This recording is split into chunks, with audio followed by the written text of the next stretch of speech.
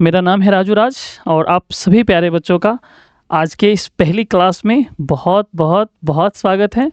जैसा कि आप जानते हैं आप सब उम्मीद बैच से जुड़ चुके हैं और उम्मीद बैच जो आपको पास कराने की गारंटी है। ठीक है, इस बैच में हम लोग क्या पढ़ेंगे, कैसे पढ़ेंगे, यानी कि इतिहास में क्या पढ़ना है, कैसे पढ़ना है, इस पूरी रणनीति पे हम लोग चर्चा करेंगे। ठीक है, पूरी तरीके से आपके जो 15 चैप्टर हैं उसको किस तरीके से पढ़ेंगे, क्योंकि हमारे पास तो पूरा समय है नहीं। ऐसा तो नहीं है कि अब मेरे पास पूरा साल बचा हुआ है और साल भर पढ़ेंगे सर। आराम आराम से एक एक टॉपिक करेंगे, एक एक टॉपिक करके आराम आराम से उसके क्वेश्चन आंसर्स करेंगे, फिर दूसरे चैप्टर में, फिर तीसरे चैप्टर में। ऐसा यहाँ पे नहीं होने वाला है। ठीक है, यहाँ पे सीधे सीधे एग्जाम में क्या आ सकता है, यानी कि आपके पास दूध बहुत है, ठीक है, उसमें से क्रीम कैसे निकालना है। यानी कि हम लोग इस बैच के माध्यम से दूध को मथेंगे, ठीक है, उसको मथेंगे और उससे क्रीम बाहर निकाल करके लेकर आएंगे और क्रीम खाएंगे तो अब जाहिर सी बात है, ठीक है, तंदुरुस्त तो होंगे ही। यानी कि एग्जाम ओरिएंटेड चीज़ें, यानी कि एग्जाम में जो भी प्रश्न पूछे जाएंगे, जहाँ जहाँ से प्रश्न पूछे जाते, जिन जिन टॉपिक से प्रश्न पूछे जाते हैं, उन्हीं सभी टॉपिक को हम लोग बेहतर तरीके से करेंगे। ये नहीं, क्रैश कोर्स का ये मतलब नहीं है कि इस टॉपिक को कि उछल के उसको कर लेंगे, उछल के उसको कर लेंगे, ऐसा नहीं। क्रमबद्ध तरीके से करेंगे, पूरी तरीके से। और आप पढ़ रहे हैं इतिहास, इतिहास को कहते हैं ना कंटिन्यूटी एंड चेंज। ठीक है, क्रमबद्ध अध्ययन करेंगे हम लोग और परिवर्तनीय अध्ययन करेंगे, कैसा कैसा परिवर्तन। तो आइए हम लोग इस पे थोड़ी सी चर्चा करते हैं। ठीक है, आज की इस पहली क्लास में हम लोग, उम्मीद बैच की इस पहली क्लास में हम लोग इतिहास पे कुछ चर्चा करते हैं। ठीक है, आप सबको पता ही है कि अपना ये मोस्ट पावरफुल क्रैश कोर्स है, जिसमें आपके साइंस, आर्ट, कॉमर्स के सारे शिक्षकगण दिख रहे होंगे। ठीक है, ये बैच अपना बहुत ही शानदार बैच होने वाला है। चलिए इसमें हम लोग चर्चा करते हैं कि हम लोग पढ़ेंगे कैसे। ठीक है, किस चीज़ को कैसे पढ़ना है। अब हम लोग यहाँ पे बात करने वाले हैं किसकी, इतिहास की। तो थोड़ी सी हम लोग सिलेबस पे चर्चा करते हैं। ठीक है, आज की क्लास में हम लोग थोड़ी सी सिलेबस को देख लेते हैं, क्योंकि बहुत सारे नए बच्चे होंगे, बहुत सारे नए बच्चे होंगे।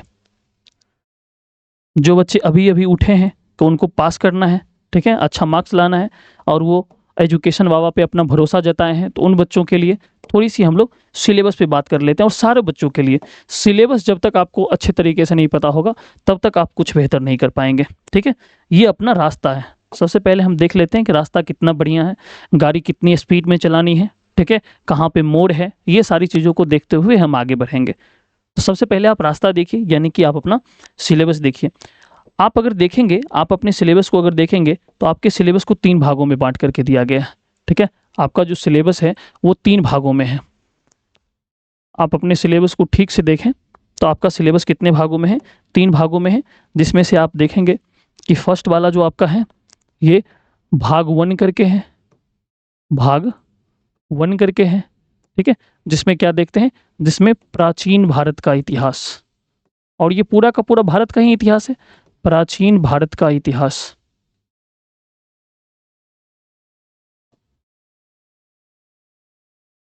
ये आपका भाग 1 है। ठीक है, दूसरा वाला बुक देखेंगे तो आपका इसमें भाग 2 देखने को मिलेगा, भाग 2। ठीक है, यानी कि दूसरा वाला जो आपका बुक है वो आपका है मध्यकालीन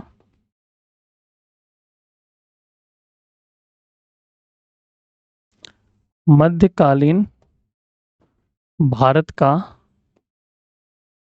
मध्यकालीन भारत का इतिहास। और ये जो भाग 3 है आपका, भाग 3 जो आपका है ये आपका है आधुनिक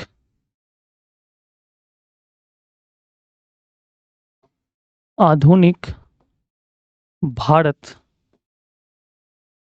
का इतिहास। ठीक है, ये आपके 3 भाग हैं। ठीक है, आर्ट्स में आपका सबसे बड़ा सिलेबस अगर कहीं है तो वो इतिहास का ही है। ठीक है, इस सब्जेक्ट में सबसे बड़ा सिलेबस है और इसको हम लोग बहुत ही आसान बना देंगे। ठीक है, बहुत ही आसान, इतना आसान बना देंगे कि आप सोचे नहीं होंगे कि इतिहास भी इतना आसान होता है क्या सर, इतिहास भी इतना आसान होता है क्या सर। ये आपके मुंह से निकल पड़ेगा कि इतिहास भी इतना आसान होता है क्या, तो हम कहेंगे हाँ होता है, इतिहास आसान होता है, बहुत आसान होता है। होने के लिए तो होता है, बस करने वाला होना चाहिए। ये आपके, अब क्या सर इसको अलग अलग पढ़ेंगे? हाँ, लेकिन ये इससे जुड़ा है, ये इससे जुड़ा है, सब एक दूसरे से जुड़े हुए हैं। ठीक है, सब के सब एक दूसरे से जुड़े हुए। इसमें आप देखेंगे तो यहाँ पर आपको 4 चैप्टर्स पढ़ने होंगे, चैप्टर नंबर 1, 2, 3 और 4। ठीक है, यहाँ पे आपको 4 चैप्टर्स करने हैं। ठीक है, यहाँ पे आपके जैसे कि फर्स्ट चैप्टर आप देखेंगे, ईट, मन के तथा अस्थियां।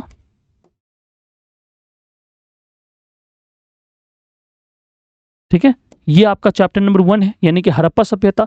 इसी तरीके से चैप्टर 4 तक इसमें होगा। फिर यहाँ पर देखेंगे चैप्टर 5, चैप्टर 6, चैप्टर 7 और चैप्टर 8 और चैप्टर 9, इतने यहाँ पर हैं। ठीक है, इतने आपके यहाँ पर 5 चैप्टर्स यहाँ पर हैं। फिर यहाँ पर आप आएंगे तो यहाँ पर देखेंगे chapter number 10, chapter number 11, chapter number 12, chapter number 13 और चैप्टर नंबर 14 और उसके बाद चैप्टर नंबर 15। यहाँ पर आपके 6 चैप्टर्स हैं। ठीक है, ये जो मैं बात कर रहा हूँ पूरी तरीके से ओल्ड एनसीईआरटी, नया वाला जो एनसीईआरटी है उसके तहत नहीं, उसमें बहुत सारे चैप्टर्स को हटा दिए गए हैं। ठीक है, बहुत सारे चैप्टर्स को हटा दिए गए हैं। तो पुराने एनसीईआरटी को अगर आप देखेंगे तो पुराने एनसीईआरटी में ये सारे चैप्टर्स हैं, और नए एनसीईआरटी की बात करेंगे तो उसमें से कुछ चैप्टर्स को हटा दिए गए हैं। ठीक है, कुछ चैप्टर्स को हटा दिए गए हैं, जिसमें से आपका ये चैप्टर नंबर 1 9 है। ठीक है, यहाँ से एक चैप्टर हटाए गए हैं, और यहाँ से आपके चैप्टर नंबर 10, चैप्टर नंबर 13 और चैप्टर नंबर, सॉरी ये 13 नहीं हटा, ये चैप्टर नंबर 12, ये और आपके चैप्टर नंबर ये, इस तरीके से 4 चैप्टर्स को आपके निकाल दिए गए हैं। ठीक है, 4 चैप्टर्स को सीधे सीधे निकाल दिए गए हैं। यहाँ अगर बात करेंगे तो इसकी चर्चा वहाँ पे आपको कम देखने को मिलेगा। ठीक है, इसकी चर्चा आपको कम देखने को मिलेगा। 9 ये नहीं, इतने चैप्टर्स को सीधे सीधे निकाल दिए गए हैं। लेकिन हम लोगों को यहाँ पे ध्यान बिल्कुल भी नहीं देना है नए वाले एनसीईआरटी पे। ठीक है, नए वाले एनसीईआरटी पे बिल्कुल नहीं ध्यान देना है। क्या करना हमें सारे के सारे चैप्टर्स पढ़ने हैं, हमें पूरे ओल्ड एनसीईआरटी से पढ़ना है। ठीक है, पुरानी एनसीईआरटी, क्योंकि न्यू एनसीईआरटी से आप उस तरीके से चीज़ों को नहीं कर पाएंगे। पुरानी एनसीईआरटी से हमें इतने चैप्टर्स पढ़ने, इसमें इसका 5वां चैप्टर्स जो होगा यात्रियों के नज़रिए, यात्रियों के नज़रिए, यात्रियों के नज़रिए, और फिर यहाँ पर देखेंगे जो लास्ट आपका चैप्टर होगा संविधान निर्माण।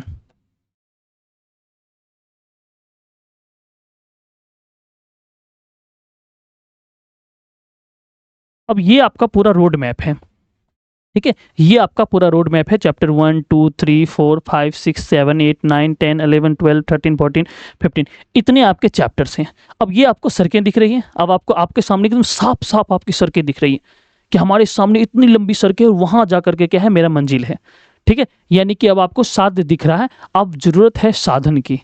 अब आपको पता है कि पटना, समस्तीपुर से पटना अगर 80 किलोमीटर का रास्ता है, तो अब आपको तय करना है कि आप पैदल तय करेंगे तो चलते चलते थक जाएंगे।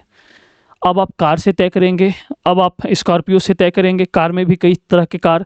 फिर उसके बाद आप ट्रेन से तय करेंगे, ट्रेन में भी कई तरह के ट्रेन, आप लोकल ट्रेन से तय करेंगे, एक्सप्रेस से तय करेंगे, या वंदे भारत से तय करेंगे, वो आपको तय करना है। या आप बाइक से तय करेंगे, या आपके कोई पर्सनल गाड़ी है उससे, या रोडवेज की गाड़ी से जाएंगे, तय अब आपको करना है। अब आप कहेंगे कि सर आप बताइए ना, आप कैसे ले जाएंगे? तो हम आपको जो सबसे शानदार रास्ता होगा, उस रास्ते से ले जाएंगे, और रास्ते में जितनी सारी खूबसूरत चीज़ें दिखेंगी सब दिखाते हुए आपको ले चलेंगे। ठीक है, यानी कि गंगा नदी की सैर कराते हुए हम आपको पटना में इंटर करवाएंगे। यानी कि अब इस चैप्टर्स को हमें पढ़ना कैसे है, जैसे अब ईट, मन के तथा अस्थियां, यानी कि हड़प्पा सभ्यता जब हम पढ़ेंगे तो हड़प्पा सभ्यता के उन सभी पॉइंट्स को हम लोग क्लियर करेंगे जहां से पिछले साल में प्रश्न पूछे गए हैं, पिछले 10-15 सालों में जहां से प्रश्न पूछे गए हैं। ठीक है, और कौन से प्रश्न आने की संभावना हो सकती है, उन सभी प्रश्नों को हम लोग देखेंगे। यानी कि सभी पुराने प्रश्नों को और संभावित प्रश्नों को देखेंगे। ये अपना एक ट्रैक रहेगा कि पहले हम लोग इस चैप्टर को पढ़ेंगे, ठीक है, पूरी तरीके से अच्छे से पढ़ेंगे, उसमें कहाँ क्या है पूरी थ्योरी को पढ़ेंगे, फिर उसके ऑब्जेक्टिव को करेंगे, फिर उसके सब्जेक्टिव प्रश्नों को करेंगे, ठीक है। बस यही है, उसमें थोड़ी सी अपना स्पीड थोड़ा सा बढ़ा करके रखेंगे, क्योंकि एक्सलेटर थोड़ा सा देना होगा, क्योंकि समय कम होगा। तो इसको हम लोग सबसे पहले थ्योरी के रूप में पढ़ेंगे, फिर हम लोग उसमें क्या करेंगे, एमसीक्यू करेंगे, फिर सब्जेक्टिव करेंगे। इसी तरीके से हम लोग क्या करेंगे, सारे सब्जेक्ट्स को लेकर के आगे चलेंगे। अब इसको पढ़ने का क्या नज़रिया कि सर एक पढ़ लिए उसके बाद दूसरे में नहीं, इतिहास एक ऐसा सब्जेक्ट है जो एक दूसरे से सारा चैप्टर से जुड़ा हुआ है, ठीक है, जुड़ा हुआ है। आइए हम आपको बताते हैं अपने चलने का तरीका क्या होगा। हम लोग शुरू करेंगे हड़प्पा सभ्यता से, ठीक है। हम लोग कहाँ से शुरू करेंगे, हड़प्पा सभ्यता से, ठीक है। हड़प्पा सभ्यता से शुरुआत करेंगे। ये आपका कब से कब तक, 2600 से 1900 बीसी तक, ठीक है, ये आपका कालखंड है, ठीक है। फिर हम लोग क्या करेंगे, इसके बाद हम लोग क्या देखेंगे, वैदिक सभ्यता में जाएंगे, वैदिक सभ्यता में जाएंगे, वैदिक सभ्यता। फिर वैदिक सभ्यता कब से कब तक, आप 1500 बीसी से लेकर के 600 बीसी तक की बात करेंगे इसमें। फिर वैदिक सभ्यता को दो भाग में देखेंगे, आपके एक ऋग्वैदिक सभ्यता, एक आपके ऋग्वैदिक सभ्यता, ठीक है, ऋग्वैदिक सभ्यता, और दूसरा आपका उत्तर वैदिक सभ्यता,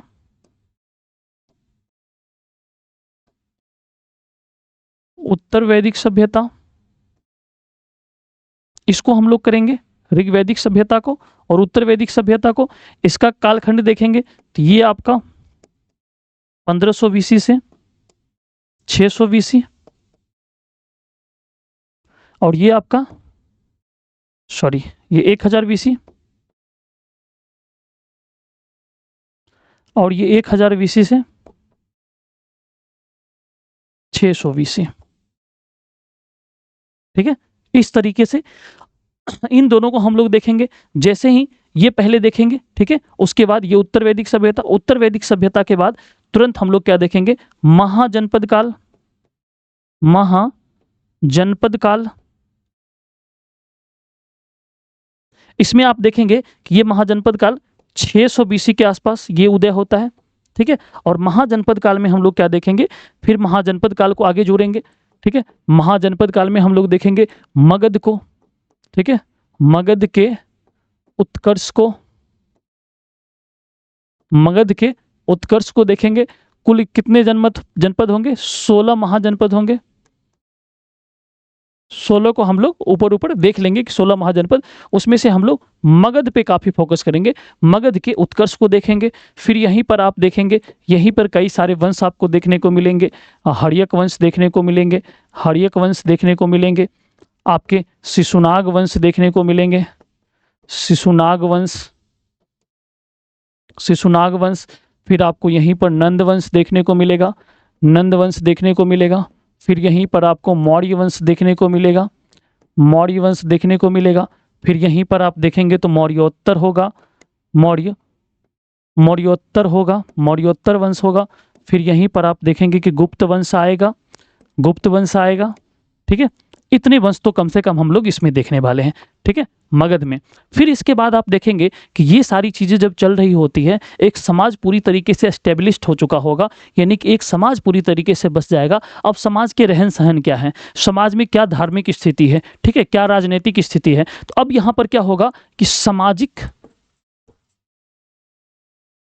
सामाजिक विभिन्नताएं, सामाजिक एवं धार्मिक विभिन्नताओं को देखेंगे।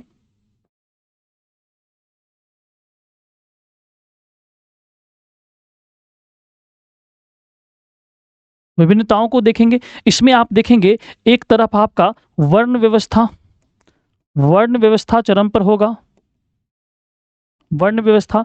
इसमें आप देखेंगे कि ब्राह्मण,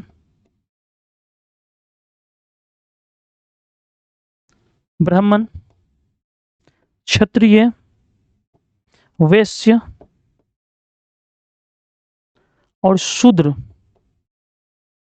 ये जहाँ एक तरफ ये आपके डोमिनेट करेंगे, तो दूसरी तरफ आप देखेंगे धार्मिक धर्म में आप देखेंगे बौद्ध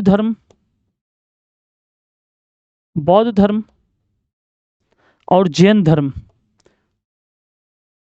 समाज की कुरीतियों यानी कि हिंदू धर्म में फैल रहे कुरीतियों को लेकर के ये दोनों धर्म आपको देखने को मिलेगा। ठीक है, ये दोनों धर्म का उदय होगा, इसी बिहार की धरती पे उदय होगा। फिर इसके बाद आप देखेंगे कि विदेशी यात्रियों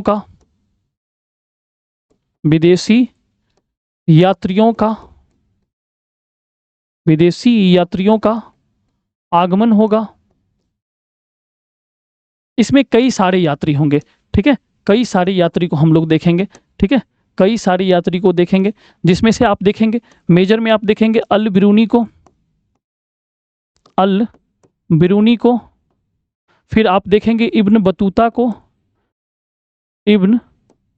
को, फिर आप देखेंगे फ्रांसवा वर्नियर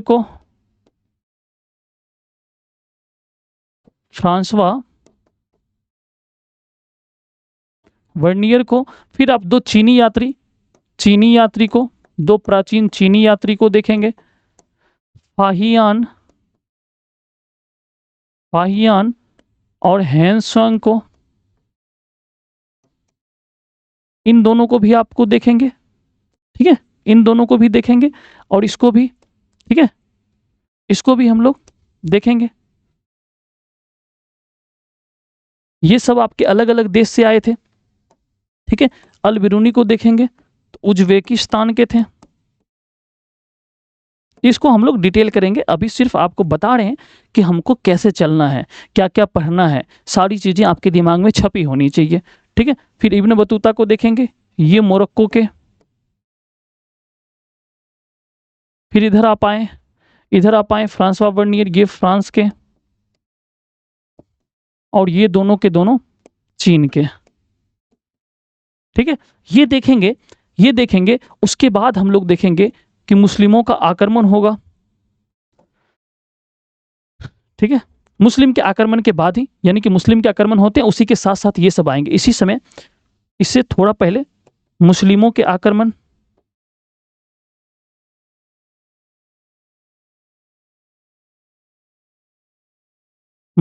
आक्रमण और उत्तर पश्चिम क्षेत्र में, कहां पे, उत्तर पश्चिम क्षेत्र में, उस उत्तर पश्चिम क्षेत्र से। फिर आप देखिएगा कि यहां पे दिल्ली सल्तनत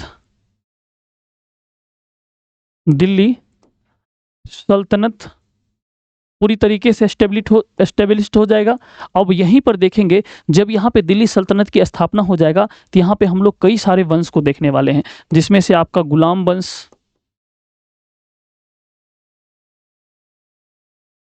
वंश, खिलजी वंश,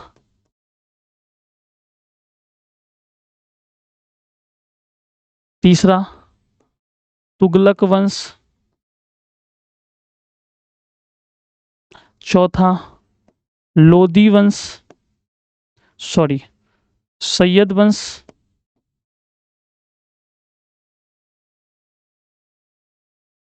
और अंतिम में क्या होता है, लोदी वंश। इतने वंशों के शासन होंगे।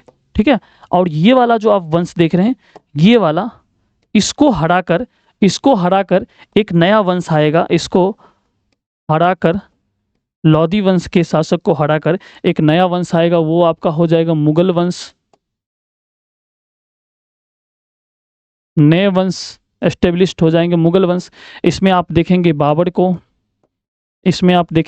को, बाबर के बाद हुमायूं को, हुमायूं के बाद आप देखेंगे अकबर को, अकबर के बाद आप किसको देखेंगे, अकबर के बाद आप देखेंगे जहांगीर को, वही जहांगीर जिनका नाम सलीम था, छोड़ छाड़ के अपने सलीम की गली अनारकली डिस्को चली, उसको देखेंगे।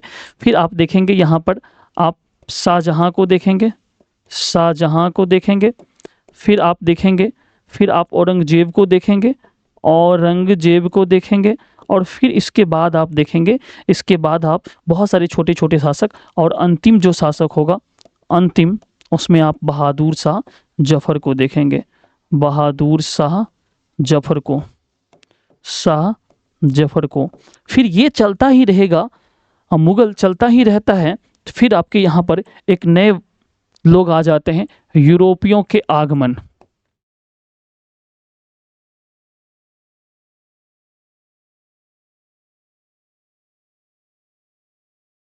यूरोपियों के आगमन, जिसमें सबसे पहले आपका पुर्तगाल आएगा, ठीक है, डच आएगा, अंग्रेज आएंगे,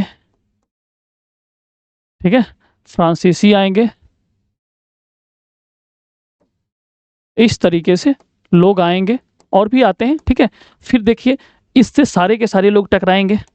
अंग्रेज से क्या करेंगे, अंग्रेज से ये पुर्तगाल भी टकराएगा, ये डच भी टकराएगा, और ये भी सब के सब लड़ेंगे, और ये अकेले सबको हराएंगे। फिर अंग्रेज अपनी सत्ता को आगे करेंगे। ये किस रूप में आते हैं, ईस्ट इंडिया कंपनी के रूप में, यानी कि east India company, EIC, east India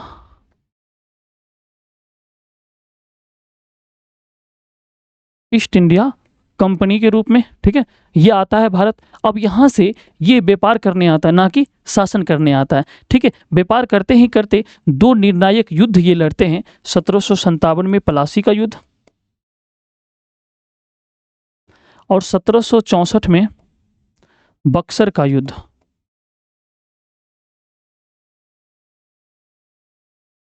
ठीक है।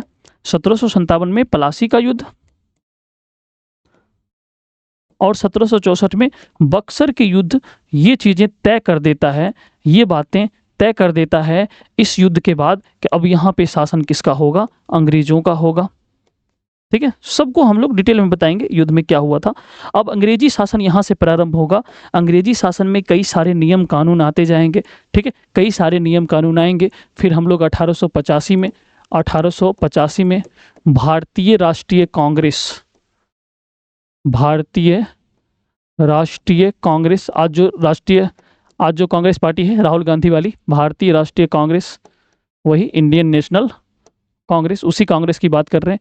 इसकी स्थापना होगी, और यहाँ से कांग्रेस क्या करेगा, सरकार के साथ, यानी कि अंग्रेजों के साथ बातचीत की शुरुआत यहाँ से शुरू होगी। फिर कई सारे मोमेंट शुरू होंगे, ठीक है। फिर 1857 की क्रांति, इससे पहले 1857 की क्रांति होगी, फिर ये बनेगा, ठीक है, 1857 की क्रांति। फिर आगे चलेंगे, दक्कन दंगा, दक्कन दंगा, ठीक है। और इसी बीच कई सारे समाज सुधार के भी काम चल रहे होते हैं भारत में, ठीक है। लेकिन हम लोग वहाँ पे आपके सिलेबस में बहुत ज़्यादा समाज सुधार की चर्चा नहीं है, जहाँ जहाँ चर्चा होगी वहाँ हम लोग करेंगे ही। उसके बाद ये कांग्रेस पूरी तरीके से निरंतर आगे बढ़ता रहेगा, ठीक है। इसके पहले अध्यक्ष, दूसरे अध्यक्ष, सबसे अधिक समय तक के अध्यक्ष, ये सारी चीज़ें हम लोग क्लियर करेंगे। फिर एक महानायक की एंट्री होती है, ठीक है। एक महानायक की एंट्री होती है, जो होते हैं राष्ट्रपिता महात्मा गांधी, ठीक है। राष्ट्रपिता महात्मा गांधी, ठीक है, राष्ट्रपिता महात्मा गांधी, राष्ट्रपिता महात्मा गांधी, ठीक है। ये इतने बड़े शख्स थे, ये युग पुरुष थे, ठीक है। ये इतने बड़े शख्स थे, इन्होंने कभी नहीं कहा कि मुझे कोई राष्ट्रपिता कहो, इन्होंने कभी नहीं कहा कि कोई मुझे महात्मा कहो। इन्होंने अपने कर्म के आधार पे ऐसी ऐसी उपाधियां कमाए, ऐसे ऐसे शब्द इनके लिए कहा जाता है कि आज अगर आप देखेंगे तो दुनिया के लगभग 85 देशों में इनकी प्रतिमा लगी हुई है। दुनिया के लगभग 85 देशों में इनकी प्रतिमा लगी हुई है। अमेरिका जैसे सशक्त देश और ब्रिटेन जैसे देश जिन्होंने हम पे राज किया, वो अपने यहाँ इनकी मूर्तियाँ लगा करके रखा है। अगर आप देखेंगे, अगर आपको याद होगा G20 में 20 दुनिया के सबसे ताकतवर देशों के राष्ट्राध्यक्ष भारत आए थे, और वो राजघाट पे जाकर के नंगे पांव सर झुका रहे थे। ये इस बंदे में दम था, इस महात्मा गांधी में ये दम था कि दुनिया के 20 ताकतवर देशों के राष्ट्राध्यक्ष को अभी भी कब का मर गए, उनके समाधि पर लोग झुकने को मजबूर हो जाते हैं, ऐसी शख्सियत थे। तो हम लोग महात्मा गांधी और इनसे जुड़े आंदोलन के बारे में देखेंगे, ठीक है। पहला जो यहाँ इनका आंदोलन होगा वो चंपारण सत्याग्रह होगा, चंपारण सत्याग्रह होगा, ठीक है। फिर आप देखेंगे बीच में अहमदाबाद मिल मजदूर होगा, ठीक है, फिर आपका खेरा आंदोलन होगा, फिर असहयोग आंदोलन होगा, फिर सविनय अवज्ञा आंदोलन होगा, फिर भारत छोड़ो आंदोलन होगा। इनके तमाम आंदोलनों को हम लोग देखेंगे। ठीक है, तमाम आंदोलनों को देखेंगे। फिर जाकर के 1947 में ठीक है 15 अगस्त 1947 को आज़ादी का जश्न मनाएंगे। ठीक है, आज़ादी का जश्न होगा, आज़ादी का जश्न हम लोग मिलकर मनाएंगे। ठीक है, आज़ादी का जश्न मिलकर मनाएंगे। इसी बीच देखेंगे कि इससे पहले भारत का विभाजन ये भी आपको पढ़ना है, भारत का विभाजन। फिर उसके बाद 15 अगस्त 1947 को हम लोग आज़ादी का जश्न मनाएंगे। जब हम आज़ाद हो जाएंगे तो फिर हम लोग क्या करेंगे, संविधान निर्माण भी कर लेंगे, संविधान निर्माण भी कर लेंगे, संविधान निर्माण करेंगे। और संविधान निर्माण करा करके हम आपको 2014 यानी कि 2024 तक के इतिहास को, 25 में चल रहे हैं, 2024 तक के इतिहास की मोटी मोटी सी जानकारी हम आपको दे देंगे। और इसकी खासियत और क्या रहेगी, और इसमें आप देखेंगे कि सभी अन्य चीज़ों, जो इम्पोर्टेंट चीज़ें हैं, ठीक है, जो भी महत्वपूर्ण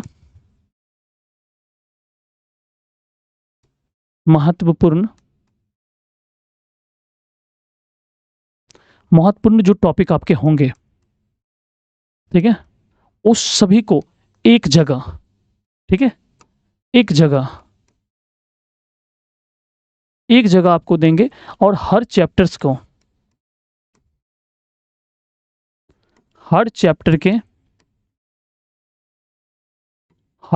के शॉर्ट नोट्स,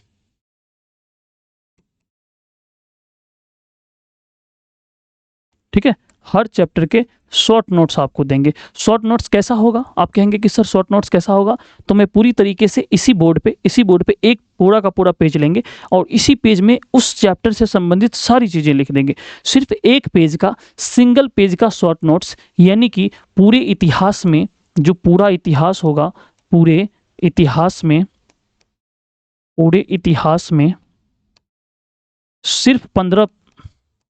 सिर्फ 15 पेज का नोट, सिर्फ 15 पेज का नोट्स, वो क्या होगा, आपका शॉर्ट नोट्स होगा। ठीक है, ये आपकी सबसे बड़ी खासियत होगी। पूरे इतिहास में सिर्फ 15 पेज का नोट्स, हर चैप्टर के एक एक नोट्स हम आपको पहले डिटेल में पढ़ा देंगे, आपको पढ़ा देंगे, क्वेश्चन आंसर करवा देंगे और हर चैप्टर्स के आपको नोट्स प्रोवाइड करवा देंगे, यानी कि हर चैप्टर्स के आपके नोट्स मिल जाएंगे। ठीक है, हर चैप्टर के नोट्स आपके मिल जाएंगे। वहाँ से आप क्या करेंगे, जब एग्ज़ाम देने जाएंगे और एग्ज़ाम से एक दिन पहले आपको क्या 15 पेज कितने देर लगेंगे पढ़ने में, 5-5 मिनट तो 75 मिनट। ठीक है, 5-5 मिनट तो 75 मिनट। अगर आप 2-2 मिनट में पढ़ लें, 1.5 मिनट में पढ़ लें, 20 से 25 मिनट में आप पढ़ सकते हैं। क्योंकि उसमें क्या देखना है आपको, ये देखना है कौन कौन सी चीज़ें हम भूल रहे हैं, कौन कौन सी चीज़ें हमें याद है। और एग्जाम के समय ओहापोह की स्थिति होती है, आपके मन में खतरनाक तरीके का डर लगा रहेगा कि अच्छा ये नहीं किए, वो नहीं किए, ये कर लेते, वो कर लेते। ये सारी चीज़ों से निजात दिलाएगा ये नोट्स आपके।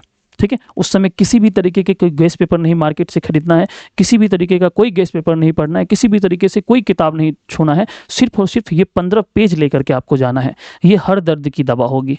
ठीक है, आपको जितने भी तरीके के दर्द नजर आएंगे उस सभी दर्द की दवा आपको वहाँ पर देखने को मिलेगा इसी नोट्स में। ठीक है, इस नोट्स में सारी चीज़ें हम लोग देंगे। ठीक है, इस नोट्स में लगभग चीज़ें उस चैप्टर से संबंधित भर करके रख देंगे। तो आज के लिए यहीं तक रहने देते हैं। ठीक है, अगली कक्षा में हम लोग चैप्टर 1 से चीज़ों को प्रारंभ करेंगे। तो आज के लिए इतना ही। तब तक के लिए आप सब हंसते रहिए, मुस्कुराते रहिए और प्लीज़ आप अपना बहुत ध्यान रखा करिए और बहुत जम करके पढ़ाई करिए। बहुत बहुत धन्यवाद।